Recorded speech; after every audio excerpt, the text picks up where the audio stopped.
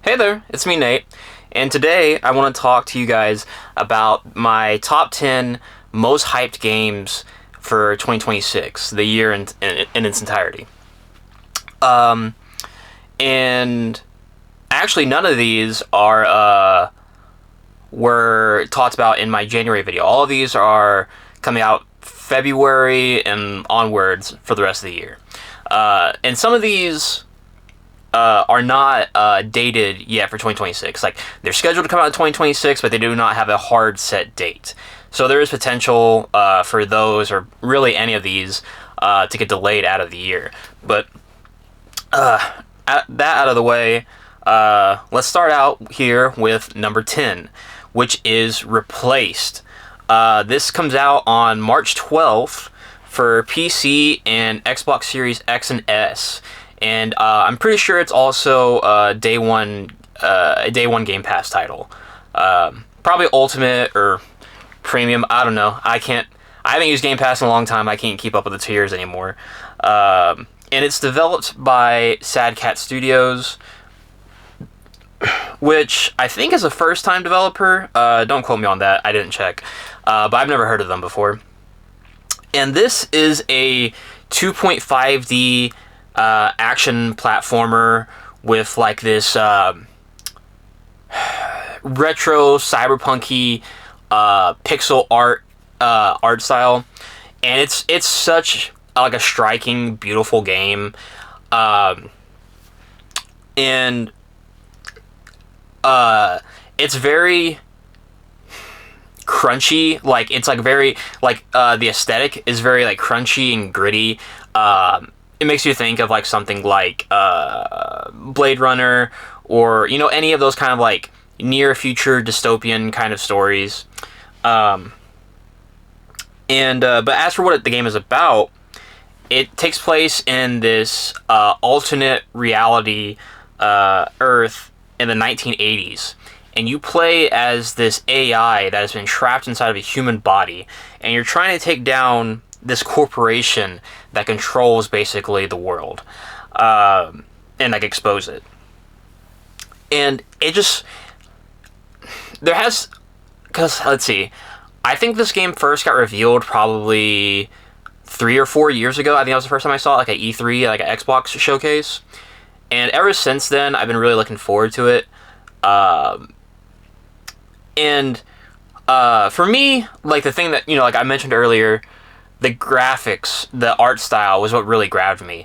But the combat does look kind of cool. It is, and they've talked about this in interviews, it's sort of like this like kind of like free flow, like Batman Arkham-ish combat, but in 2D.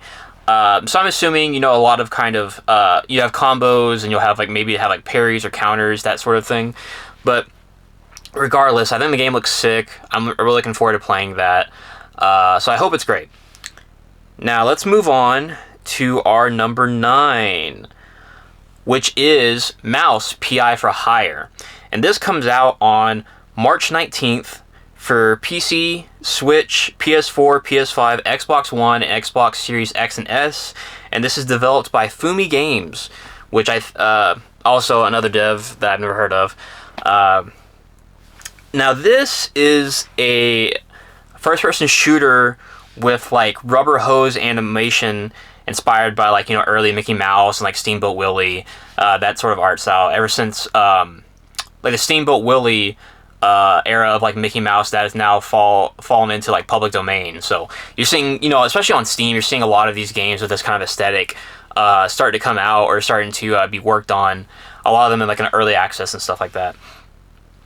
But the combat and the gameplay itself looks alright, looks solid. I think it'll be serviceable, be fine. It's kind of similar to Replaced. Is that what's grabs me is this aesthetic. I really love this old school animation look. I grew up on old Looney Tunes and old Tom and Jerry. So I didn't watch much black and white cartoons, but I love the look of this. And so just sorry. it's nice to see something like other than Cuphead like really swinging for the fences with an art style like this.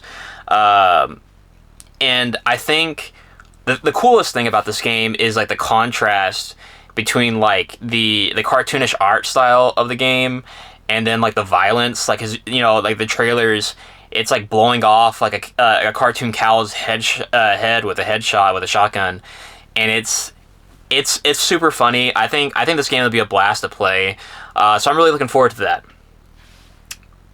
Moving on to number 8, we have Mixtape. This game does not have a date. It's just scheduled to come out this year. It was supposed to come out last year, but it got delayed till this year. And this is coming to PC, PS5, and Xbox Series X and S. And this is developed by Beethoven and Dinosaur, who developed The Artful Escape. That was their previous game. And I thought that game was... it was pretty... its art style and aesthetic, but and its music was good, but the game was not fun to play in any way. And this, and so like normally that would kind of put me off of this, but just like every time we've seen Mixtape, it gets me so nostalgic and so curious to try it out, because Mixtape is basically a coming of age adventure game that it's like all of the 80s movies that you may have watched or grown up with, like Ferris Bueller's Day Off, or like The Breakfast Club, and it has like this really this great sounding soundtrack so far with a bunch of like modern artists like Iggy Pop and all of that, and I love that era of like movies, in like that era of like kind of like American like nostalgic culture. So I'm really looking forward to this. I hope it's great. And that's that's supposed to, so that's Mixtape. And then let's see what we got. Mixtape was number 8. We got number 7, which is Monster Hunter Stories 3 Twisted Reflection. And this comes out on March 13th, so just 2 months away, not very far. And this comes to PC, Switch 2, PS5, and Xbox Series X and S. Developed by Capcom, obviously. And so, for those who don't know, this Monster Hunter Stories is a spin-off of the main Monster Hunter series. And the Monster Hunter Stories games are all turn-based RPGs. And so it's basically Monster Hunter mixed with Pokemon, in that you can hatch and raise monsters. Like you'll go to like monster nests, defeat the monsters there, collect eggs, take them back, hatch them, and then you can put them into your party. And then like also in the open world or like in dungeons, you can use them as like mounts, or to get around to like different areas. Me personally, I've tried Monster Hunter Stories 1 and 2. With the first game, I don't think the first game is very good, like at all. I only played for a little bit. And then Monster Hunter Stories 2 was like an improvement, but still like not quite there. It still felt a bit cheap. And so my thinking is that the trajectory is, keeps on going up across each game. So I'm hoping that Monster Hunter Stories 3 will be like the first like good to great game of the series. I really like monster collecting style games like Pokemon, or like some of the Digimon games. So I'm really excited to try this out, because just from the trailers, in terms of like graphics and like performance, it looks already to be like a huge step up compared to like previous games in the series. So I think it's gonna be a lot of fun, and I'm really looking forward to that. Now we have number 6, which is Tomb Raider: Legacy of Atlantis. And this comes to PC, PS5, and Xbox Series X and S. Developed by Crystal Dynamics and Flying Wild Hogs. So this is a remake of the original 1996 Tomb Raider game. And, it's still obviously an action-adventure game, third-person shooter with, like, platforming and puzzles and gunplay. And so I've never played. I think out of the original Tomb Raider series, before the reboot, I played like a little bit of one of the ones like on PS2. And I didn't care for it. I got like stuck on a puzzle, and then my kid brain was like, I don't want to do this, so I just moved on. I kept on playing like Sonic Riders or something like that, or Soul Calibur. But the reboot Tomb Raider games, like Tomb Raider, Rise of the Tomb Raider, and Shadow of the Tomb Raider, I've played all three of those games. And I love Tomb Raider in 2013. I love that game. Rise of the Tomb Raider is like okay. Shadow of the Tomb Raider was alright. Like those Rise and Shadow both felt kind of like just like derivative, kind of like more of the same of that first game in 2013. I feel like they didn't do like enough to differentiate each game to make them feel good. And Laura was just like less interesting progressively each game. But I really think it's interesting that Crystal Dynamics is bringing Laura and like the series back to the core, like the identity of what she was like in the 90s and the early 2000s in terms of like her looks, like her attitude, her like this kind of like acrobatic seductiveness that the character has, and of course like the dual wielding pistols. So as much as I really liked that 2013 Tomb Raider game, I am really curious and excited to explore this like return to base Tomb Raider game. And so I really hope they're able to knock this one out, because I think Tomb Raider is like Tomb Raider is a big franchise, and it deserves to have like really quality games coming out for it. So I'm really looking forward to it. Now, we are in the top half. So we have number 5, which is Crimson Desert. I hope I didn't miss something or say the wrong number, but I'm pretty sure this is number 5. So Crimson Desert releases on March 19th for PC, Mac, PS5, and Xbox Series X and S. And this is developed by Pearl Abyss, and they're the developers of Black Desert Online, which has this amazing character creator, kind of like Code Vein. In terms of character creator, I mean, not like the gameplay. But Black Desert Online is an MMO RPG, and Crimson Desert was also originally going to be like an MMO RPG. It was going to be like the next one after Black Desert, but they, in development, they decided that what they had, they could utilize and turn it into like a single player narrative type game. And so that's what it is. It's a single player action adventure open world game. And this game, I think of it in my head as a kitchen sink game, where basically they said, what all should we put in this game?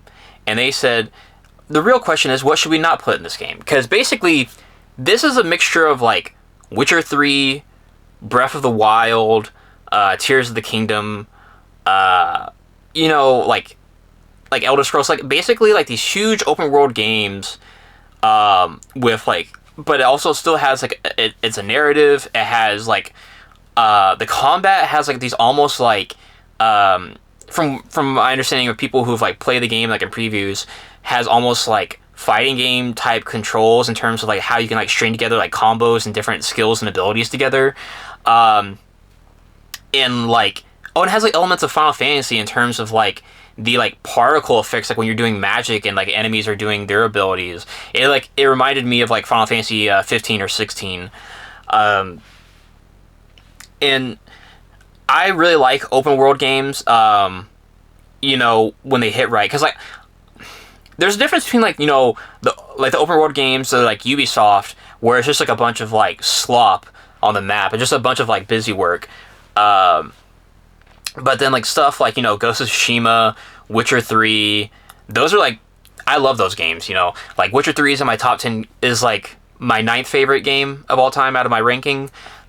So Crimson Desert is just like something I'm really looking forward to, and I already have it pre-ordered, and it's just 2 months away, so I think that'll be great. Now, number 4, a game that I have like a lot of confidence in, and I'm just like really excited to play this, is Bloodstained: The Scarlet Engagement, and this comes out sometime this year for PC, PS5, and Xbox Series X and S. I think it's strange that they don't have it's not coming to Switch 2 as of yet. My guess would be that in terms, in the course of development, they had not yet gotten a Switch 2 dev kit. So I imagine if you want this game for Switch, because I know a lot of people love their platformers like Metroidvanias, they want them on Switch or on handheld or Nintendo. So I imagine that'll come at a later date if it does at all. But this is developed by Artplay, which is like Koji Igarashi Studio, who was a longtime Castlevania head at Konami, and then left Konami to do his own thing, which is Bloodstained. And so, of course, it's I would say 2D, but Bloodstained is actually a 2.5D Metroidvania game, and this is the follow-up game to Ritual of the Night, which came out back in 2018. I love that game. But Scarlet Engagement here is a prequel to that game. I think it takes place, I don't know, I think 100 or 200 years before. It's some good stretch of time before Ritual of the Night. And out of I think there's only been like maybe 1 or 2 trailers for Scarlet Engagement, but it's looked sick the entire time. A lot of the gameplay and like customization in terms of like your equipment and abilities looks similar, look expanded. Like you have like ultimate attacks now. You still have like you level up. You can collect like different weapons, like gun. Maybe there wasn't guns in this trailer, but like swords, spears, like gauntlets, stuff like that. But like also in this game, you play as 2 characters. Just like Castlevania Portrait of Ruin on DS, where you can switch between them seemingly on the fly. So that's a really cool, interesting like twist on the like Bloodstained Ritual of the Night kind of formula. I want to really see what kind of ideas that they have in mind for that, to bring back the idea of like these 2 characters you're switching back and forth between. So I really want to see how they take advantage of that. But even outside of that, I'm just like excited for more Bloodstained. That whole aesthetic, that whole like gothic, Dracula aesthetic that Konami hasn't delivered, because there has not been a new Konami Castlevania game, I believe, since the PS3 360 with like Lords of Shadow 2. It has been 15 years. I'm guessing. I think Lords of Shadow 2 was like 2010, around that era. So it's been a long time since there was a brand new Castlevania game, and Bloodstained and Igarashi are here to deliver, and I'm really looking forward to that. So now we're in the top 3. All right. So number 3, we have The Blood of Dawnwalker, and this is coming to PC, PS5, and Xbox Series X and S this year. At least I hope it's this year. Like open world games, like these big scope games, they have the tendency to get delayed. So I hope this one doesn't. Anyways, this is made by Rebel Wolves, which is a new developer that is, for the most part, made up of former CD Projekt Red people. And one of the main directors for Witcher 3 is the head director for Blood of Dawnwalker. Now, this is an open world, action RPG, and so basically the premise of this is: what if you took The Witcher 3 and then mixed it together with like Dishonored plus vampires? And to me, that is like a recipe, like a match made in heaven. Because for the longest time, outside of like Metroidvanias and like 2D platformers, there are no good vampire games. There are none, as far as I know. There are, at least like in recent years. I mean, like there was like Vampire the Masquerade Bloodlines back in the day, on PC. Like Bloodlines 2, I was really excited for. But from all accounts, that game was a dud. I'm not gonna waste my money, seeing if I like it on the off chance, that I find personal enjoyment out of it. But so in this game, you play as a Dawnwalker, which for those who may not know, he's just like your main character. He is just like Blade, where he is a vampire, but he can walk around, and be active during the day, unlike the other vampires who can only be active at night. Dawnwalker, Daywalker, same thing. But the interesting thing about this game is that it has kind of like a Lightning Returns or like Majora's Mask mechanic, where you only have 30 days and nights to basically complete like all of your objectives and quests and like beat like the final boss, of the game, to like accomplish all of your quests and objectives. And from the way they've explained it is that exploring the open world will not cost you any time, but like doing things like completing quests or like doing certain other like activities, those will take up time. But just exploring the open world won't eat up your time. So I really like that. I think that's a good decision, because obviously I think you want to be able to explore as much as possible before you decide which quests and which activities you're going to do and like use up all of your time on. So I think the way they're balancing out sounds really good. We'll see how it works out in execution. But like Witcher 3 was like a huge pivotal game for me in terms of like my taste of like what I like. And other action RPGs or other like open world games, like I said, I mentioned earlier, like Ghost of Tsushima. I really like Ghost of Tsushima, but it's like not the same feeling as I had with Witcher 3, in terms of like exploring the world and like having these like amazing quests that are well written. So I hope the Blood of Dawnwalker is able to do all of that, and be like a good vampire game. I don't know if this game will be as good as Witcher 3.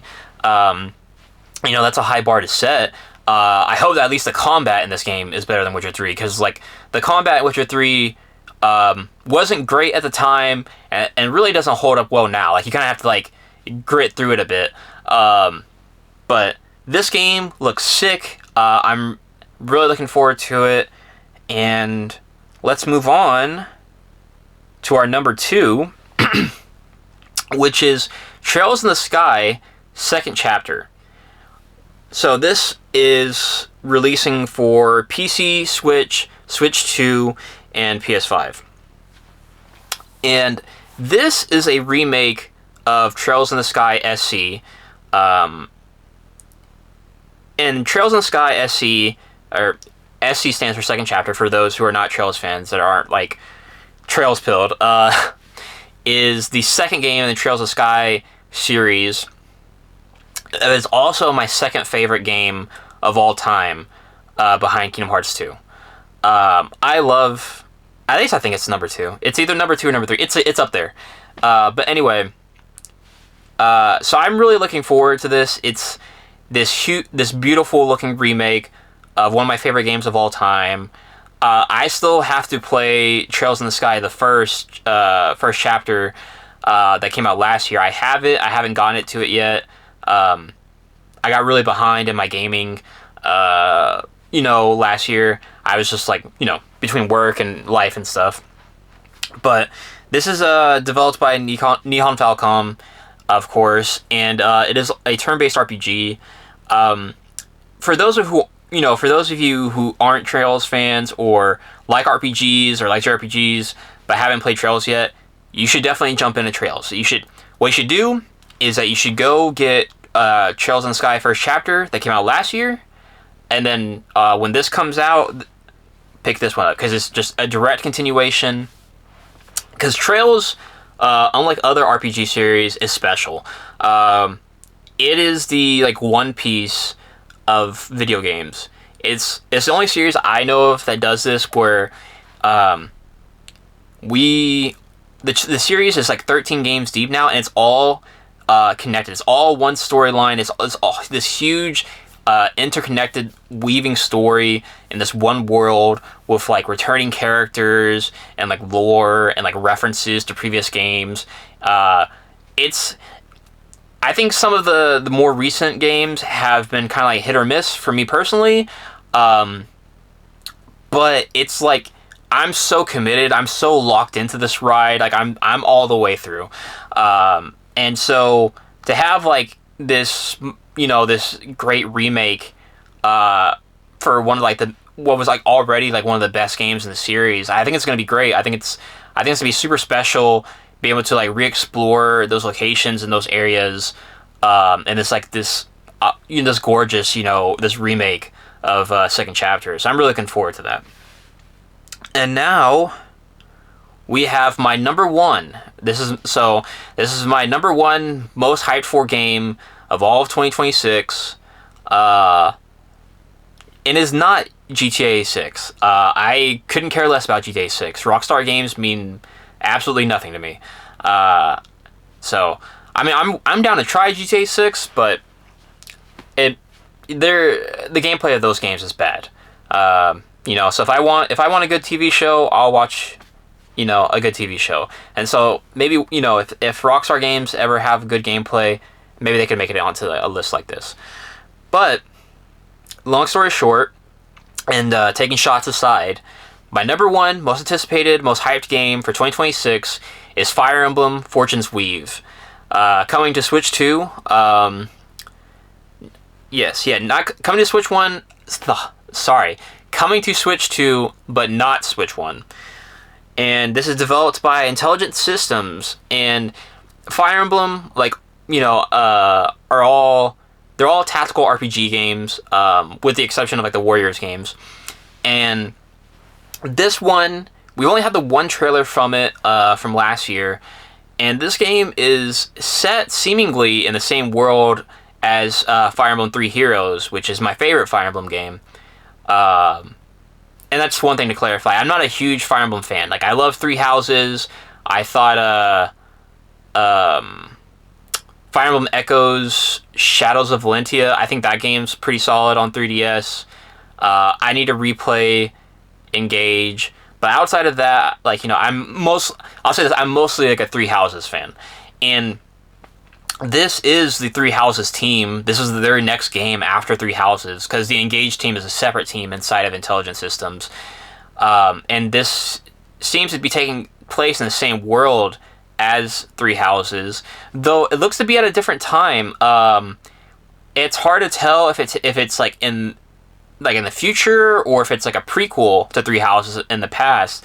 My thinking is that it's a prequel, because at the end of the trailer you see Saros?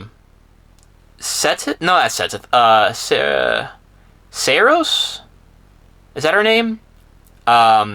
You see her on her throne, but she's like in her adult form. And the entirety of Three Houses, you see her in her like younger form. So obviously this is either in the past when she was like, way more powerful, or this is like in the future, after time has passed and like she's like regained like her power, as like the goddess of the world. But regardless of that, we in this instead of having Three Houses, it looks like we're gonna have like 4 different protagonists. It seemingly, they focused on 4 different characters. One was like this like young boy that looks like more of like kind of typical like coming of age fantasy story. There was this songstress, or she had like a lute or a harp. Anyway, and she's like trying to get revenge. She reminded me of like the dancer character from Octopath Traveler 1, the first game. And then we had this like warrior queen who's like all about becoming more powerful and trying to obtain power. And then we have this other guy who just straight up looks like rip off Alucard. Like I saw him and I was like, that's Alucard. That's just straight up, that's just Alucard. And I think that was most people's reaction on the internet too when they saw that character. They was like, that's just Alucard with a sword. But in this game, instead of like being in a school or something like that, it seems to be taking place around these like gladiatorial games. Like who knows like what like they're fighting for, like what they win, if they become the winner of this. But I imagine that like similar to Three Houses, I imagine that there's going to be 4 story routes in this game. that all have like, you know, focus on different, on one of these four characters, and like, you know, they're making their way through the games, that's how I imagine it's going to progress. I could be wrong. It could be like it's just like all one route, and then you just have like four POVs that you kind of bounce around between from like chapter to chapter or something like that. So it'll be interesting to see how that all works. I imagine that in February we'll probably get like a Nintendo Direct. They usually do like their first big one in February every year. So I imagine we'll get one of those, and they'll probably talk about Fire Emblem. Unless Fire Emblem's like way late in the year and they just talk about like the Mario stuff. But otherwise, yeah, we should see. We could potentially see like some more, see some more and get some more info on Fire Emblem Fortune's Weave next month in February. But yeah, that was my top 10 most like hyped and anticipated games for 2026. So if you made it all the way here, I'd like to thank you for watching. And if you could, like, subscribe, and comment down below. Let me know what you think. What are your like most, you know, like what games are you looking forward to the most here in 2026? You know, and if there's any way I could, you know, you think I could improve these videos, you know, let me know, comment. And I'd like to just, you know, thank you for watching, and have a good day. Until next time.